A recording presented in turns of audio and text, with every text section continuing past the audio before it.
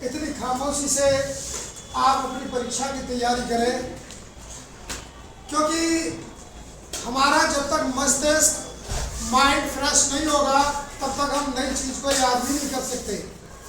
उसके लिए मस्तिष्क को, माइंड को थोड़ा सा आराम में भी लाना है और फिर उसके बाद दोबारा से जो हमने पढ़ा है उसको रिवाइज करना है, क्योंकि रिवीजन से ही हम उसका जब तक अभ्यास नहीं करेंगे तब तक हमें अच्छे से याद नहीं होगा। मैथ यानी गणित और विज्ञान दो ऐसे विषय हैं जिसका अभ्यास करना हम छोड़ देते हैं तो वो हमसे बहुत दूर चले जाते हैं, हम उनको भूल जाते हैं। तो हमें भूलना नहीं है, उसको अभ्यास में लाना है। बार बार आप जितना भी कर सकते हैं, 2 बार 3 बार, दिन में 2-3 बार एक ही प्रश्न का अभ्यास करें, जिससे आपको वो आपके दिमाग में सेट हो जाए और आपको लगे कि हाँ, जब भी प्रश्न आएगा तो मैं लिख लूँ। इस तरह का आपको आश्वस्त होना है।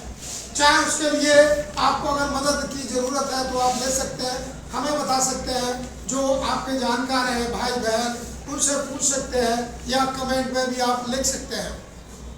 आइए हम विज्ञान विषय का एक बहुत महत्वपूर्ण टॉपिक, बहुत अच्छा भाग लेके आए हैं, जो हमें लगभग प्रश्न पूछ लिया जाता है और हम घूम जाते हैं, रह जाता है, प्रश्न छूट जाता है। आइए देखिए, संक्रामक एवं असंक्रामक रोग, दोनों नाम एक जैसे हैं लेकिन दोनों में कुछ अंतर है।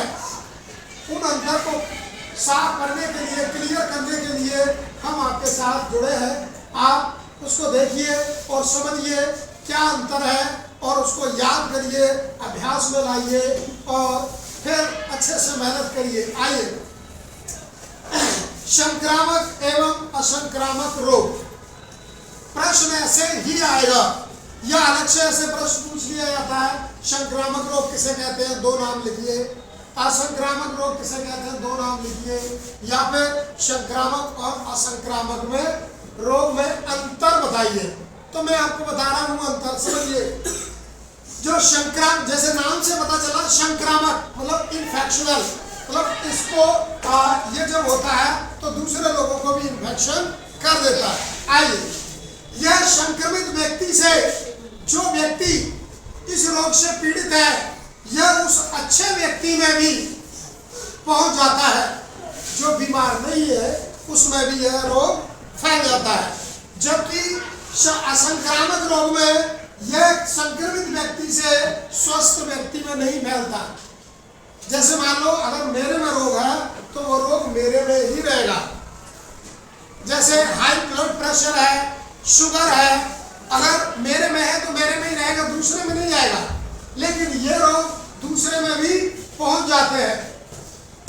जैसे बुखार है, सर्दी है, जुकाम है, हम मुंह ढक के खांसते हैं, उसका कारण यही होता है कि उसके जो जर्म्स हैं, रोगाणु है, वो दूसरे व्यक्ति में ना पहुंचे, इसलिए हम ढक लेते हैं। आइए, यह रोगाणु समझते हैं, जर्म्स, इंग्लिश में जर्म बोलते हैं। यह रोगाणुओं के आक्रमण के कारण उत्पन्न होता है। जब सभी रोगाणु मिलकर के शरीर पर अटैक करते हैं, हमला करते हैं, तो यह शरीर रोग शरीर में चला जाता है, प्रवेश कर जाता है और हम बीमार हो जाते हैं। इसके बाद इधर देखें कि यह जीवित रोगाणुओं को छोड़कर, जो जीवित है उनको छोड़कर अन्य सभी कारकों से के कारण फैलता है। इसका मतलब है कि यह जीवित रोगाणुओं से नहीं फैलता है, यह मृत रोगाणुओं से फैलता है। ऐसे ही दूसरा प्रश्न है, यह धीरे धीरे पूरे समुदाय में फैल जाता है।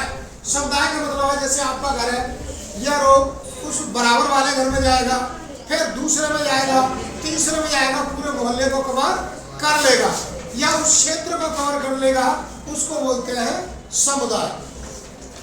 अगर यह रोग संक्रामक रोग एक व्यक्ति में होता है तो यह धीरे धीरे पूरे क्षेत्र के लोगों को कवर कर लेता है। लेकिन इधर आए, असंक्रामक रोग यह समुदाय में नहीं फैलता। अभी मैंने बताया, अगर एक व्यक्ति में है तो एक ही व्यक्ति में रहेगा, दूसरे में नहीं जाएगा।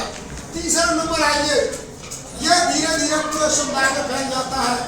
आइए इसका उपचार हम एंटीबायोटिक के प्रयोग द्वारा किया जा सकता है। पुनः हम एंटीबायोटिक लेकर के संक्रामक रोगों को कम कर सकते हैं या खत्म कर सकते हैं।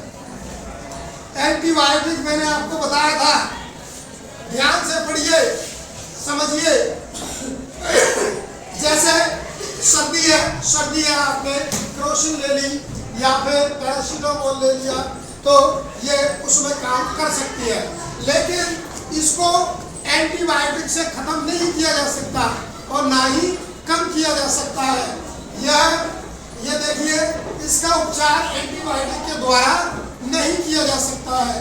और उदाहरण के लिए रक्तचाप यानी हाई ब्लड प्रेशर, मैंने अभी बताया शुगर, अगर शुगर मेरे में है तो मेरे में ही रहेगा, उसका हम उपचार नहीं कर सकते। और इसका हम उपचार कर सकते हैं एंटीबायोटिक लेकर।